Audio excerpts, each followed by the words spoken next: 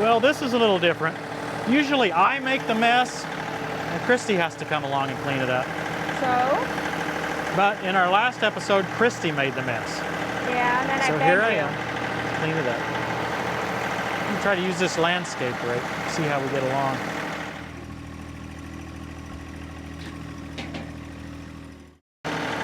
We discussed a little bit about how the Ventrac mower is not really a mulching deck.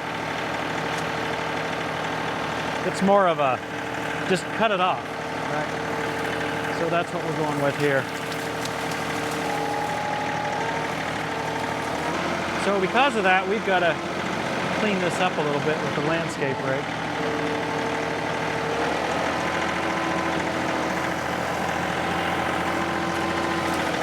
I may have to turn it around backwards, Kristen.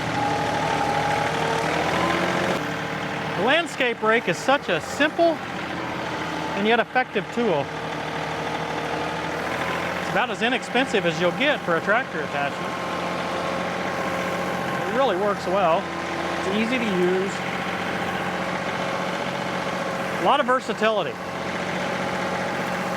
lot faster than me raking it up for them. Whew.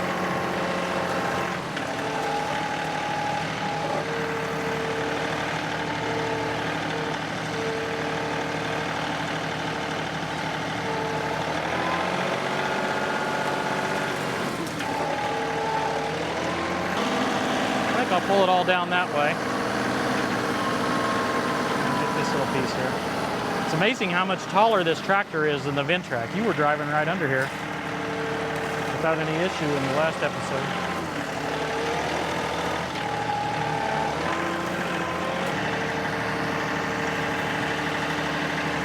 Yeah, you were getting right under there, weren't you? We should put this on Vinny, I guess. I guess so.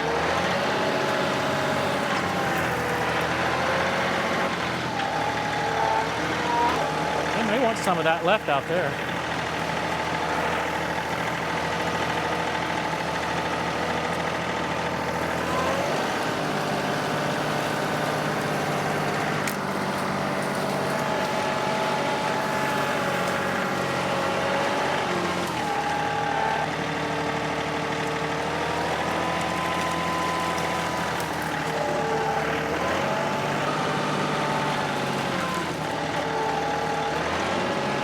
One negative to a landscape rake. Things get caught up in the tines.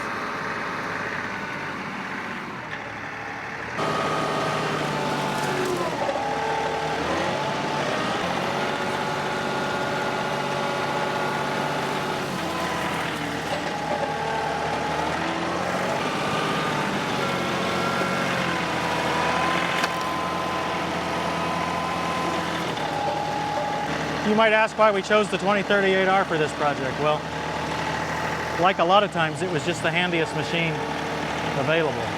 Not necessarily the best machine for the job or the worst machine for the job.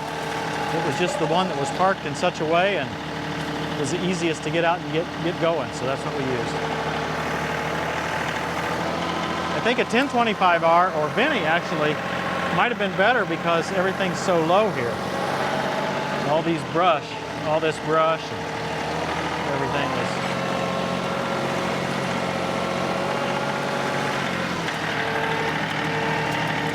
It's just so low. Now Vinny's a lot handier, Christy. Yeah. Especially in here.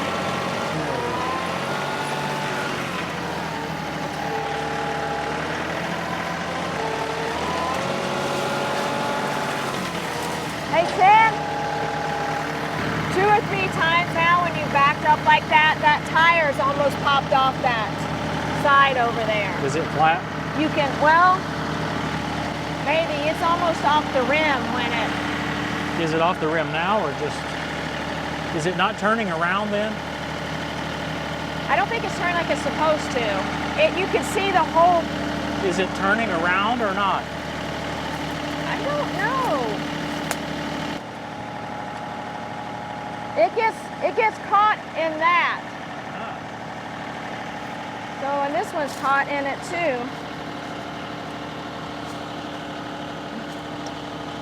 Yeah, this one's stuck. Ugh. Well, I should have looked at this sooner.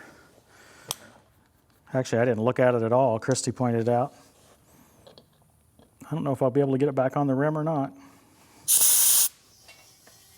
Oh, look at that.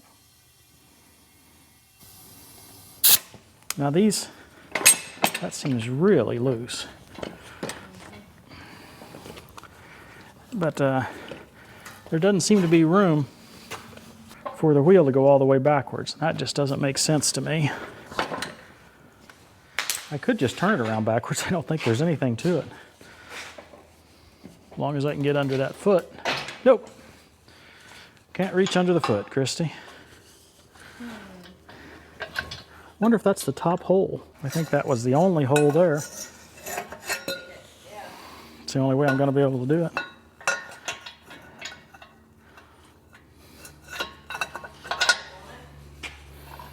That'll work.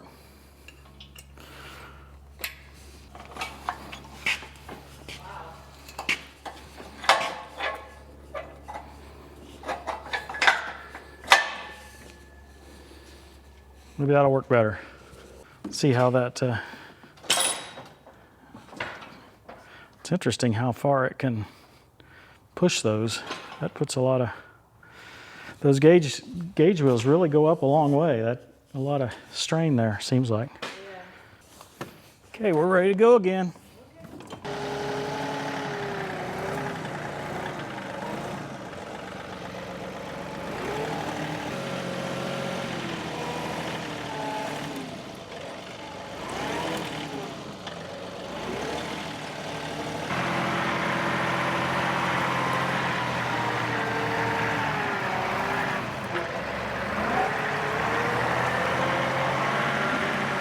I think this is one of those times where a smaller tractor would have been better.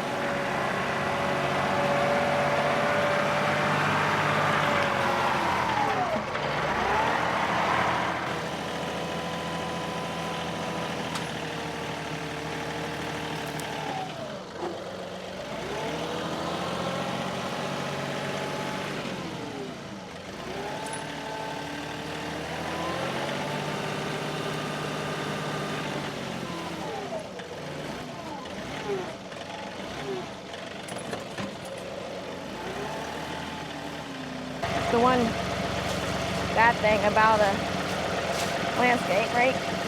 What is it? Just mud? Looks like there's some moss in it or something. Maybe a little muddy. Yep, you don't have to be a super tractor operator to be able to handle a landscape rake. It's just a tool that'll get the job done for you. And it'll get it done quite cost effectively. It'll do a lot of different stuff. There's a lot of jobs that we do with something fancier that could be done with a landscape rake. So yeah, that's something I'd recommend that you put in your arsenal pretty early on. Now I shouldn't have scraped in the dirt. Did I get this good enough, Christy? Maybe a little out there. Piled up.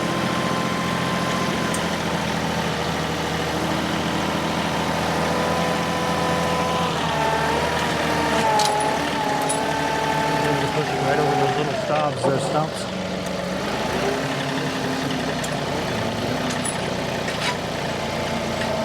That's the worst part of the landscape right there. My neighbor's got his new New Holland out. I think it's about a year old now. I think he just got it last year.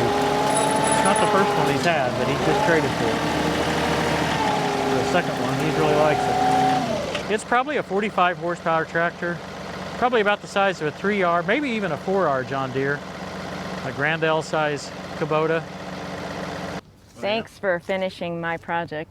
Yeah, for once I'm the cleanup guy. Usually I'm the one that makes the mess. Well, as I was flying the drone back down through there for one last time, I realized we left a lot of little pieces on the ground, and yeah, I asked for the landscape rake. And this was the kind of easiest tractor. But I do think one of the smaller tractors would have actually been easier to maneuver. Yeah, a 1025R would have been easier. Yeah. Putting it on the front of the Ventrac would be best. Now they offer a landscape rake for Ventrac for the front of it. Yeah, and we don't have it? And we don't have it. Oh my goodness. We've used one. when Yeah. we visited their factory, and it worked really well. Yeah.